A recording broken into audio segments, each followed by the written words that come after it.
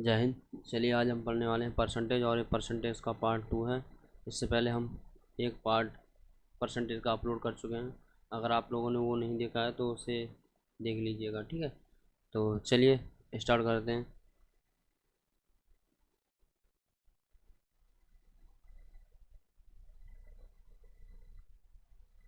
किसी संख्या में उसका 6 से 1/4% जोड़ने पर प्राप्त संख्या 8534 है, मूल संख्या है।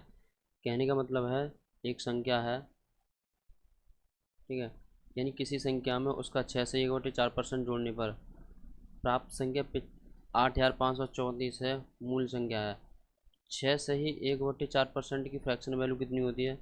6 से 1/4% की जो फ्रैक्शन वैल्यू होती है वो होती है 1/16। कैसे निकालते इसे? 6 चौक 24 और 1 25/4 गुणा परसेंटेज का इस चिन्ह हटाएंगे तो 1/100 का इसमें मल्टीप्लाई हो जाएगा, यानी गुणा हो जाएगा। और 25 से ये 100 काटेंगे तो कितनी बार कटेगा? 4 बार। और इस 4 का 4 में गुणा करेंगे तो 1/4 यानी 6 से ही 1/4% की जो फ्रैक्शन वैल्यू कितनी होती है? 1/16 होती है। तो वो कह रहा है कि 6 से 1/4% में जोड़ने पर, ठीक है, प्राप्त संख्या 8534 है। ये 16 है, ये क्या है? ये हमारी 16 जो संख्या दे रखी है, ये दे रखी है हमारी ओरिजिनल वैल्यू। और ये एक जो निकल के आता है ये होता है हमारा परसेंटेज रिजल्ट। क्या होता है ये? Percentage result. अगर मैं 16 का 6 से 1/4% निकालता हूँ तो कितना निकल के आएगा? तो 16 गुणा 6 से 1/4% की फ्रैक्शन वैल्यू कितनी होती है?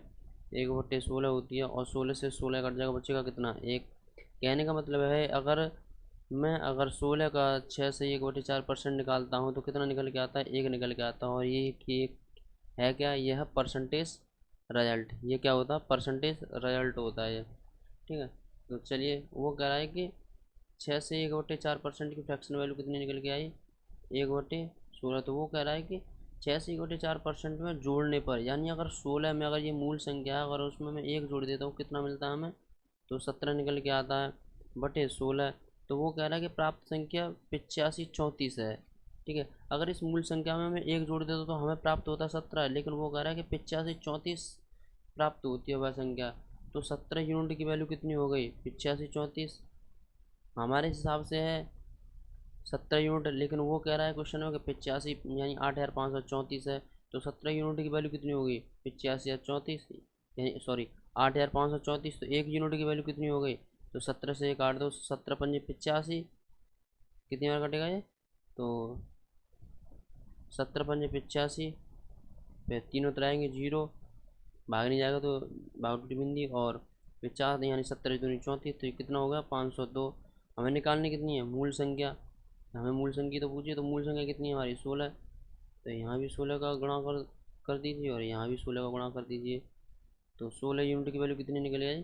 16 दूनी 32 और 16 पंजे 80, यानी 8032 निकल के आएगी, ठीक है। चलिए ना, किसी संख्या में उसी का 6 से 2/3% जोड़ने पर प्राप्त संख्या 1632 है, मूल संख्या है। किसी संख्या में उसी का 6 से 2/3% जोड़ने पर प्राप्त संख्या कितनी है? 1632 है। यानी 6 से ही 2/3% की फ्रैक्शन वैल्यू कितनी होती है?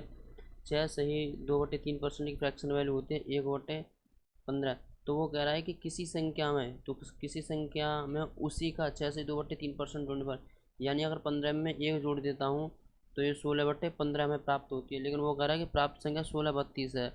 यानी मूल संख्या में अगर मैं 1 जोड़ दूँ, इस मूल संख्या में अगर मैं 1 जोड़ देता तो हमें कितना मिलता है? 16 मिलता है। लेकिन वो कह रहा है कि 1632 प्राप्त होता है, यानी 1632, यानी 16 यूनिट की वैल्यू कितनी हो गई? 1632, यानी 1 यूनिट की वैल्यू कितनी निकल गई? तो 16 कम 16 जीरो, और 16 दूनी 32, यानी 102, यानी 1 यूनिट की वैल्यू कितनी निकल गई? 102। हमें निकालनी क्या है? मूल संख्या।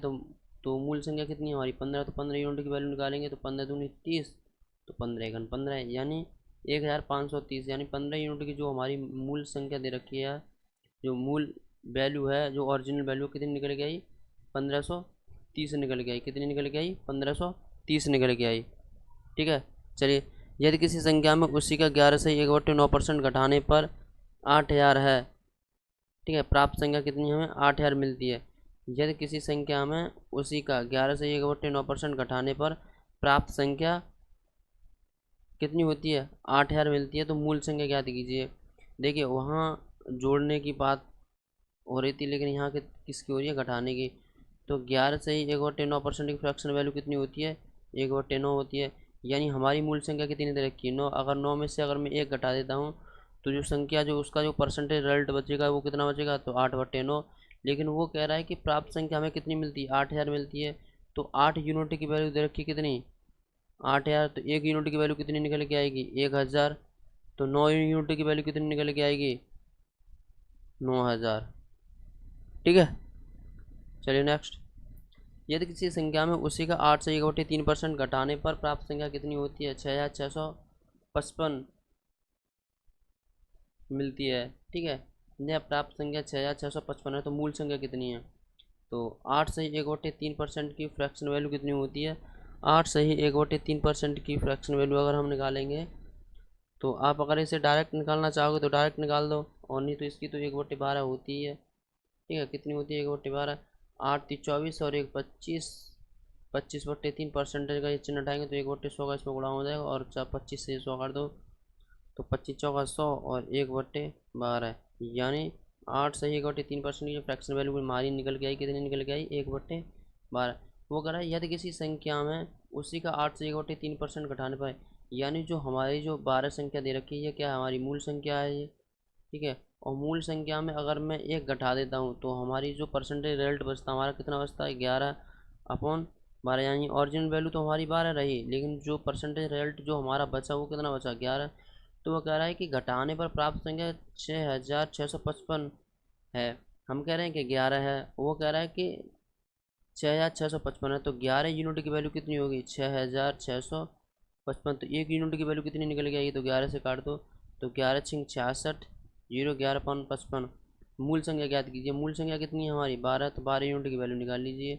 तो 12×5 60 और 12 सिंह 72, यानी 12 यूनिट की वैल्यू कितनी निकल के आई, 72 60 निकल के आई। ठीक है, यदि किसी संख्या में उसी का 33 से 1/3% घटाने पर प्राप्त संख्या 1072 है, तो मूल संख्या है। यानी किसी संख्या में उसी का 33 से 1/3% घटाने पर प्राप्त संख्या कितनी है, 1072 है। मूल संख्या ज्ञात कीजिए। Repeated question. ठीक है, आप इसे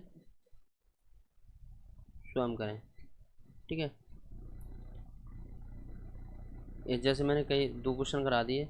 ठीक है, 4 क्वेश्चन करा दिए। ठीक है, आप इस क्वेश्चन को तो आप कर सकते हैं ना इजीली, कुछ नहीं करना है, क्योंकि 33 से ही 1/3% की फ्रैक्शन वैल्यू कितनी होती है, 1/3 होती है। वो कह रहा है कि किसी संख्या में 33 से 1/3% घटाने प्राप्त संख्या 1072 है। हम कह रहे हैं 3 में से 1 घटाएंगे तो 2/3 हो जाएगी। हमारे हिसाब से 2 संख्या बच रही है, वो कह रहा है 1072 है।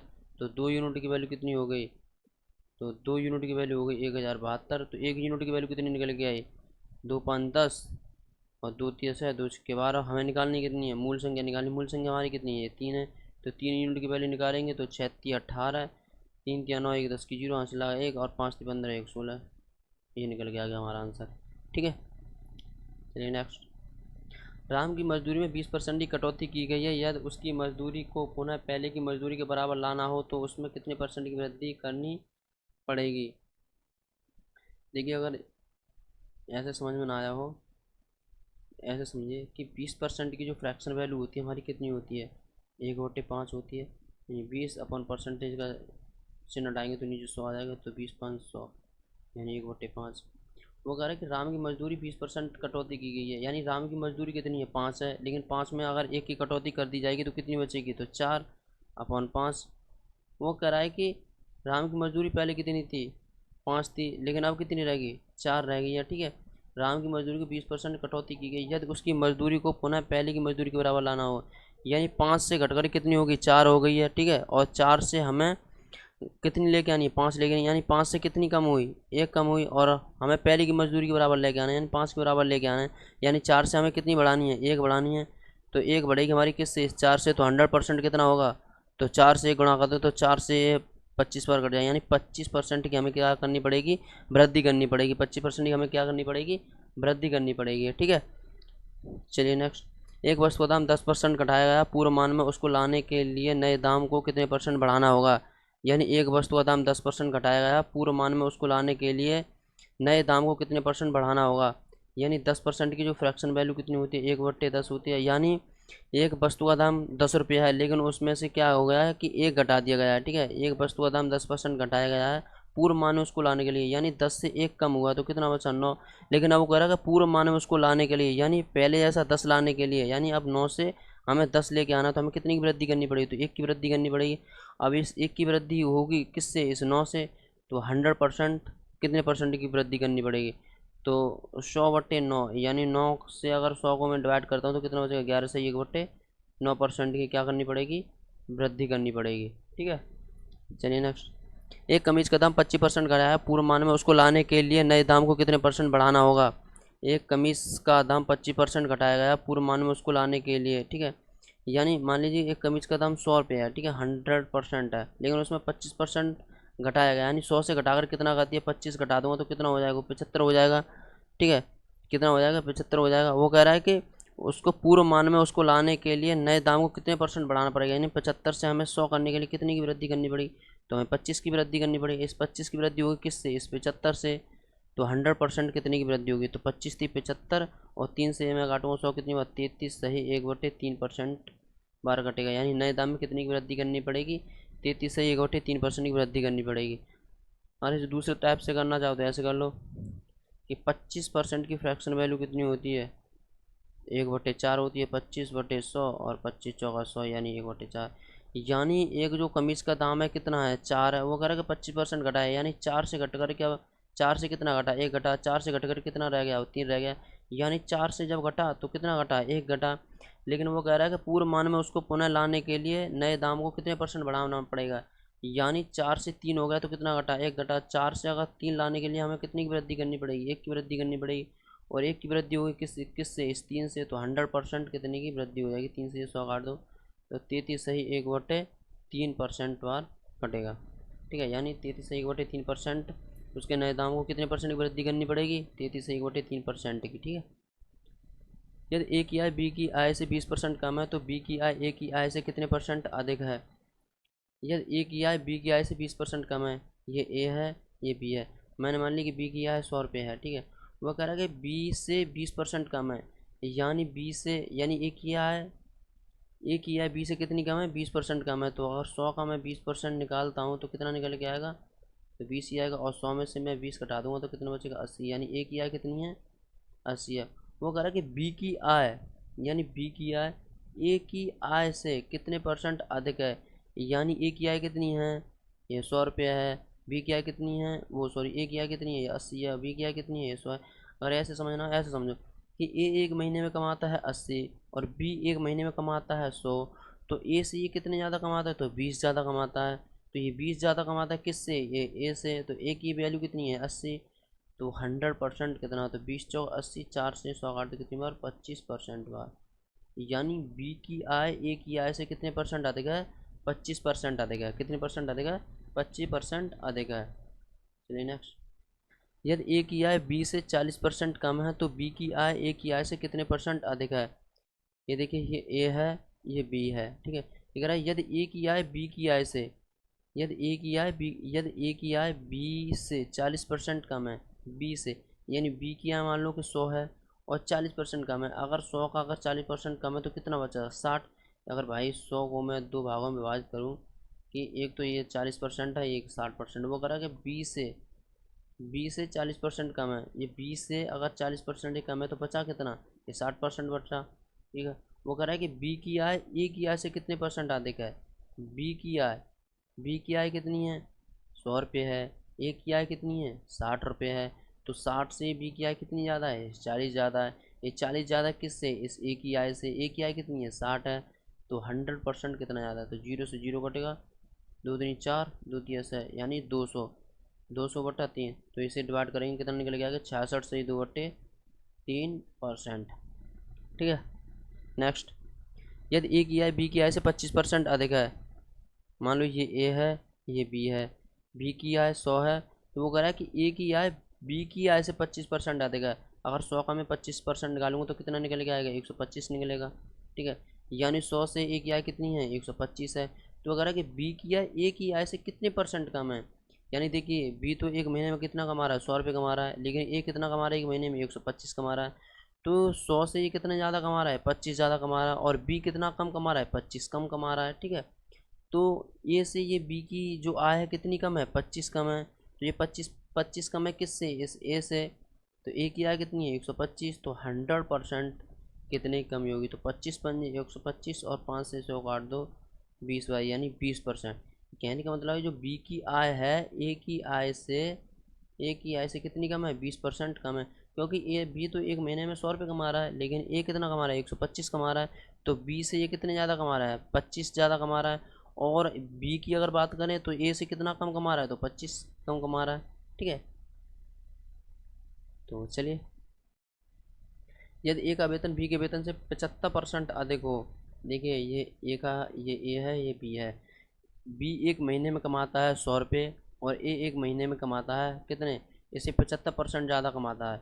यानी 100 का मैं 75% निकालूंगा तो कितना निकल के आएगा, 0 से 0 तो 75 निकल के आएगा।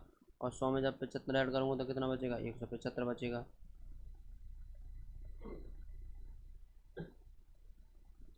कितना बचेगा, 175 निकल के आएगा, ठीक है।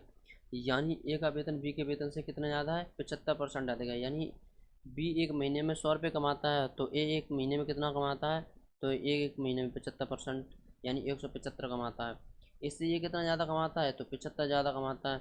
और ए जो ए से बी का वेतन कितना कम है, तो 75 कम है।